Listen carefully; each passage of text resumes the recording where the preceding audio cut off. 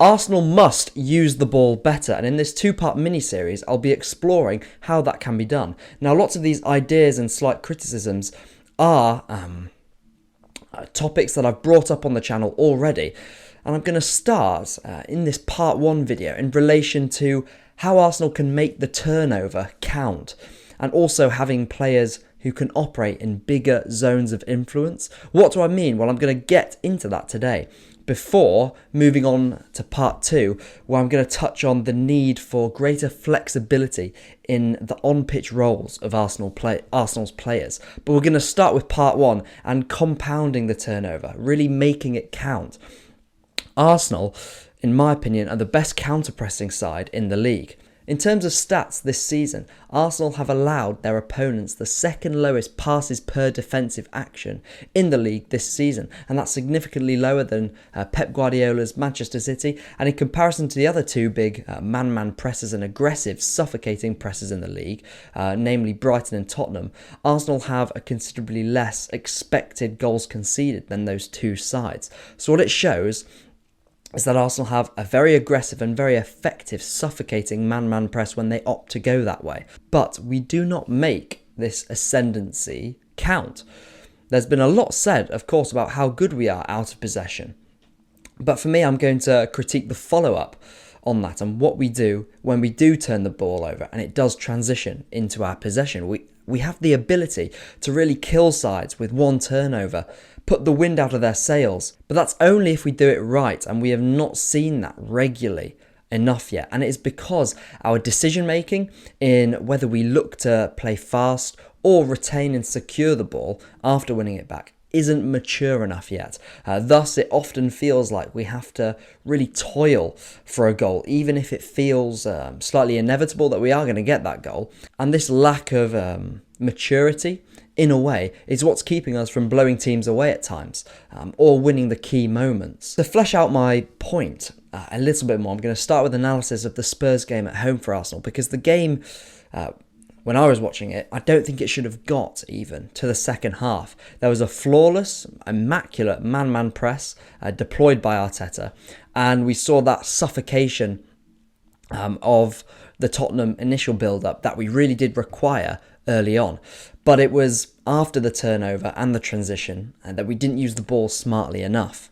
We either gave the ball straight back to Spurs by trying to play a killer pass. Often it was a sort of a clip ball over the top to one of our outlets and playing it into those channels that Van der Ven and Romero really love to defend. And this just incited a more chaotic, transitionary period of play that we really needed. Or when we did choose to get our studs on the ball and not to retain possession, we didn't pin Spurs in. So we did not compound how good we are at winning the ball back high up with decisive moments and good decision making. That's what we failed to do. Or when winning our duels in the defensive transition and giving Spurs no way out, we didn't suffocate them efficiently enough. And it felt like, for me, the occasion slightly permeated through into the Arsenal players' decision making. And then look, ultimately we can't keep up that level of pressure in our press for a whole 90 minutes. And in the second half, Spurs all of a sudden could start to build through the phases more, with Maddison dropping into their fluid 2-3 build-up shape and allowing himself, Bissouma, Sarr, all to play suddenly with themselves facing the goal. They could also play their own outlets in behind more reliably. Look, and the game should have been won by Arsenal in the initial press, but they didn't, and we didn't make it count. And that's why it got away from us and it ended up being a 2-2 draw. We allowed Spurs then to grow into the game. And to be fair to them, and to be fair to Postecoglou, they played very, very well, because they're a very good on-ball side, of course, with Ange. But that's all well and good. What can Arteta and what can Arsenal do to make us more efficient in creating situations to kill the game and making the most of the turnover and the transition? I've been talking a lot in my dialogue about Arsenal, about the balance that we have between ruthlessness and patience, and what we choose to do and when. Well, Arteta has given this Arsenal team two contending tactical ideas, the big space setup and the slower and more methodical approach that I really went in depth on last video. And I think these two contending ideas that we certainly need has had a detrimental effect to our on-the-ball usage, certainly in the short term, as the team sort of gets up to speed as to what's quite demanded and required for them. But other than this, there's got to be something more. It can't just be experience, and it can't just be allowing the players to have more time on the pitch, because it's also about ensuring that when we do turn the ball over and choose to attack quickly and try and, like I said, kill the opposition in a moment, that it falls to the right weapons in our team to make it count. And it falls to the players who can act over a big zone of influence. Now, what do I mean by this phrase and term zone of influence? Because I think this as a phrase is so integral to the discourse around Arsenal, and in particular their attacking dynamics right now and what's potentially shifted from last season. We often find Martin Odegaard receiving the ball a significant amount of times in his zone of operation, but one that is relatively small, very small in fact, when you compare it to the other sort of centerpieces of other top teams' attacks. Now, logic prevails in saying that players who touch the ball the most, for this is Martin Odegaard, also Bukayo Saka for Arsenal, should have the largest zone of influence. That's what logic says. And this can be done in multiple ways, whether that's with a player's own off-the-ball movements that give them the license, maybe at the base of midfield as a number 6, to literally occupy different zones and different channels of the pitch, or whether a player's giving the license to completely dominate just one channel in particular. A large zone of influence may also be gained by how a player uses the ball, and this refers to players who can play at a wide range of angles, distances, and attack different spaces with different methods of attack. So, I guess what I mean and what I'm trying to say is that players with larger zones of influence can either be profiles who can literally cover a larger area of ground, or those who can make a number of decisive actions in different situations, often not needing as many touches on the ball to find a preferable angle for them to play at, for example. And I mean, in Martin Odegaard, we have an exceptional footballer, one that I totally love, but we have a small zone of influence where his tremendous sort of final action quality has become limited to finding pockets of space that now present him more as a goal scorer, attacking the box from late, for example, drifting into central areas or just in that inside right channel. But also, on merit, he has become this trendsetter of our attacks, but from a very, very specific area of the pitch. Now, as I will get onto in part 2, this is not in any way, shape or form a Martin Odegaard criticism. He should continue in the team, but for me, and what I really want to try and push in part 2, and I've started here, is gaining this team and creating players who have a bigger zone of influence to show their qualities on the pitch, and which Martin Odegaard, of course, has the quality to do, and I'll get into that in the next video. Think the Kevin De Bruyne's or Trent Alexander-Arnold's in their final ball or action quality. That ability to expose different angles of the pitch, even if they remain in a smaller zone. In tandem with sort of the more touch-heavy, but still output-orientated David Silva's, Bernardo Silva's, even Ilkay Gundogan's, who can all dictate the tempo of attacks with especially the latter two, able to help in multiple phases and zones of play. And this duo, I think, at Arsenal, this tandem between decisive actions and large zones of influence in setting the tempo of teams' attacks and really dictating the play on a wider scale, is something that we lack at Arsenal, but something we can absolutely acquire internally. Because at the moment, for Arsenal to make the turnover count, we are slightly dependent, I think, on who the ball falls to, then what we choose to do with it, whether we make the right decision, and ultimately part of that just comes with experience, but also needing, I think, the perfect conditions for us to look as brilliant as we can be. Let me explain, because we often need to be given the conditions to work the ball horizontally out wide, shifting the opponent from side to side, with also that space to carry down the lines before then moving more centrally in between the lines and combining with runners and scoring. A goal that epitomises this is Martinelli's opener against Liverpool last season.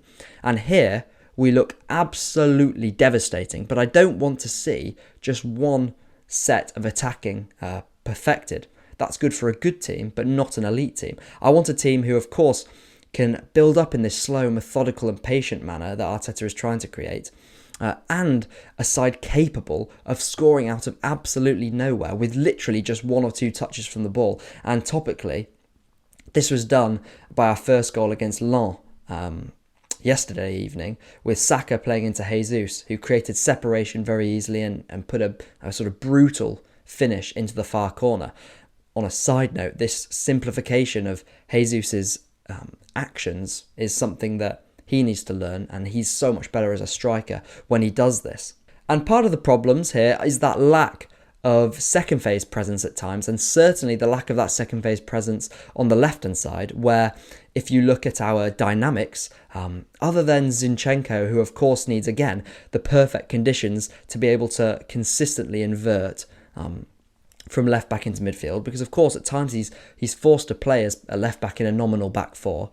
We have no pass heavy players on the left hand side, and this is taking the example if Kai Havertz plays in that left interior, left shadow striker role, meaning that sometimes we have to funnel it out to the right hand side.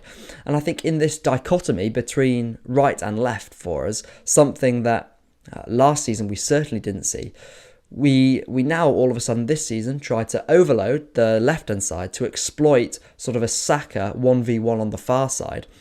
But we have a left hand side with, let's say, Martinelli and Havertz, who move as opposed to wait for the ball. They're not very ball dominant, they're more space invaders. And we need a mixture of movers, but also ball magnet players, not just the left side being one type and the right side being the other. We need a mix over both sides, and this is something that if we compare Arsenal this season to last season, something that has been lost. And again, how we comprise our attack is something I'll get on in the next video.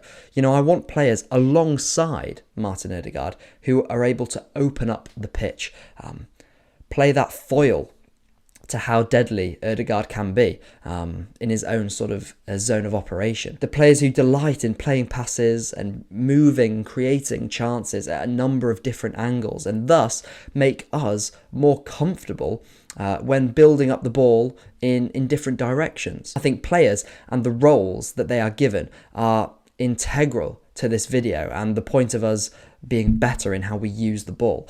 We want, of course, Martinelli as that explosive, instant threat on that left-hand side.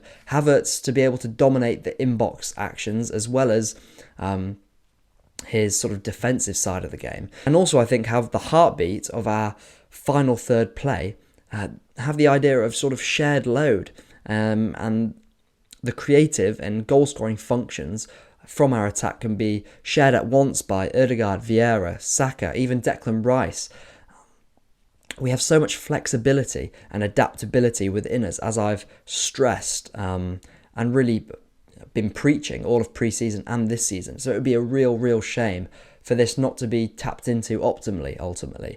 And look, this is what the big space setup that I touched on last video is trying to get us to do. Find the runners out wide, win the second balls, embrace chaos when we have to and when we can't control the games optimally. But we still lack the maturity in our attack at times, and we are certainly not a team that can be devastating from every single angle. And I will expand on this more, and how sort of a greater level of role flexibility will improve our efficiency on the ball and in these sort of attacking situations, how we make the most of the turnover. And this will be more in relation to Bournemouth and the Lens game. You know, I'm also going to show and state that Arteta himself must be slightly more relaxed with moving pieces around. And this follows on from sort of my video on rotation and something that now has become very topical, I think, after the Lens defeat. So I'll see you then for part 2 of this sort of mini-series of how we can improve our on-the-ball usage. But I think getting our killers into the right positions making the most of the turnover, having players who have a larger zone of influence is something that's very, very key for Arsenal as a team moving forward, and something that with a few simple adjustments, well, not simple, but a few adjustments certainly can be done. And it takes sort of these slight criticisms that when conditions aren't totally perfect are slightly exposed for us now and makes us a more complete footballing side. So that's it for this video. I really hope you've enjoyed, and I'll catch you in the next one. Bye for now.